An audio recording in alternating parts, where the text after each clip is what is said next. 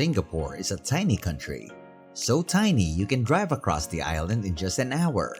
Despite its size and lack of natural resources, Singapore's 5.6 million people enjoy one of the highest average incomes in the world, ahead of countries like Germany, France, and Japan. So how did this little island get so rich? Welcome to the Luxury Lifestyle Show, where we bring you the latest and greatest in all things luxurious. In this video, we will take a look at why Singapore is such a rich country. But before we continue, make sure to hit that subscribe button and notification bell so you won't miss any of our videos. Now, let's get right to it. Singapore, despite lacking resources like coal or oil, possesses an invaluable asset: its strategic location. This advantageous positioning stems from its position within a crucial trade route linking Asia and Europe, leading to the British decision to establish a colony in Singapore in 1819. However, it's important to note that success is not solely determined by location. Other neighboring countries with similar advantages did not achieve comparable levels of prosperity. The recipe for Singapore's prosperity, often associated with the phrase "crazy rich Singapore," encompasses additional key elements. Presently, I find myself at the renowned Raffles Hotel, a significant symbol of Singapore's colonial history. Unlike some neighboring nations that sought to distance themselves from their colonial pasts, Singapore maintained strong ties with Britain even after gaining independence in 1965. This deliberate choice conveyed a clear message to the global community that Singapore was open for business. This stance was significant as it is now widely recognized that exports play a pivotal role in driving economic growth and expansion, although this understanding was not universally embraced at the time.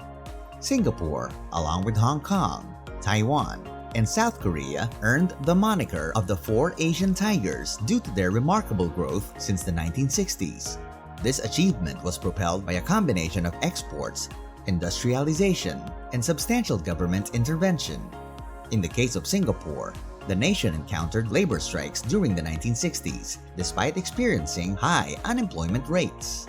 Additionally, the country confronted a housing crisis, including the presence of one of the world's largest slum settlements. To develop a more disciplined labor force that attracts investments, Singapore implemented strategies such as providing citizens with a tangible goal: owning a house. This objective led to the establishment of a government agency dedicated to constructing affordable public housing. In the 1960s, only 9% of the population resided in public housing, but today, that figure has surged to over 80%. Additionally, stronger employee rights contributed to the rarity of strikes. Simultaneously, the Singaporean government successfully attracted foreign investment through tax incentives, resulting in economic growth and a reduction in unemployment rates. In the 1970s, the unemployment rate dropped to 4.5%, a significant improvement from the estimated 14% in 1959. However, why does Singapore carry a reputation for being expensive? In the 1980s, Singapore emerged as a prominent regional manufacturing hub and held the position of the world's primary producer of hard disk drives. Presently, manufacturing only contributes around 20% to Singapore's GDP. A closer examination of Singapore's GDP growth reveals two substantial surges, one beginning in the late 1980s and another at the turn of the new millennium. Interestingly, the latter surge can be attributed to a downturn. In 1985, Singapore experienced its initial post-independence recession, prompting the government to implement new measures. These measures involved privatizing state-owned companies, including telecommunications, to enhance competitiveness. As the new century commenced, further liberalization took place, particularly within service industries like finance and insurance. This openness played a pivotal role in the expansion of the services sector, which grew from a mere 24% of GDP in 1985 to over 70% in 2017. As multinational companies established regional headquarters in Singapore, it attracted even larger players and enhanced the country's appeal to corporations, consequently bolstering its GDP. Singapore has now earned a reputation as one of the world's most business-friendly destinations. The nation has received accolades for its successful transition from a developing to a developed economy. However, despite these achievements, do most Singaporeans perceive themselves as wealthy? Well, not exactly, and there are two significant factors contributing to this sentiment: the high cost of living and inequality. For an impressive 5 years in a row, Singapore has claimed the title of the world's most expensive city, surpassing renowned metropolises like New York and London. This can be primarily attributed to the substantial taxes imposed on cars, making Singapore the global leader in terms of automobile purchase and maintenance expenses. Additionally, Singapore ranks as the third most expensive location for clothing purchases. On the flip side, the costs of personal care, household goods, and domestic help tend to be comparatively lower than in other major cities.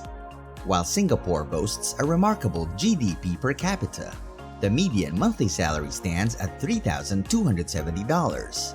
Although this figure may appear reasonable, approximately 20% of that amount is mandatory savings deposited into a dedicated account. While these savings can be utilized for essential purposes such as medical expenses, housing, and education, they limit the population's purchasing power. Why does inequality persist in Singapore? You're likely familiar with the movie Crazy Rich Asians, which showcased the opulence of Singapore. With around 184,000 millionaires, the country truly lives up to its reputation as the land of the crazy rich. However, alongside this prosperity, Singapore also grapples with a notable level of inequality compared to other developed nations. To assess the extent of inequality, we can examine the Gini coefficient, a measure where 0 signifies maximum equality and 1 represents maximum inequality. After accounting for taxes and transfers, Singapore's Gini coefficient was recorded at 0.356 in 2017. While it fared better than the United States, it lagged behind countries like the United Kingdom, Japan, Korea, and Germany. This figure prompts the question: does it reflect a severe issue? The query sparked significant interest, with books on the subject quickly becoming popular. A think tank's revelation added to the public discourse, highlighting the social class divided in Singapore. On average, Singaporeans residing in public housing have fewer than one friend living in private housing, shedding light on the disparity between different segments of society. Recognizing the importance of addressing inequality, the government has designated it a national priority. However, the effectiveness of the solutions implemented to tackle this challenge remains to be seen. What did you think? Tell us in the comment section below.